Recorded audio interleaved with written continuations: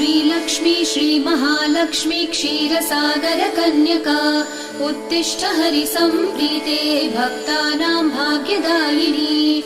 श्रीलक्ष्मी श्रीमहालक्ष्मी क्षीरसागरकन्यका उत्तिष्ठ हरिसम्प्रीते भक्तानां भाग्यदायिनी।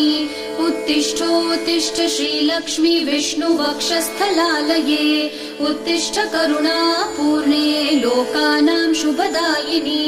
उत्तिष्ठोत्तिष्ठ श्रीलक्ष्मी विष्णुवक्षस्थलालये उत्तिष्ठ करुणापूर्णे लोकानां शुभदायिनी।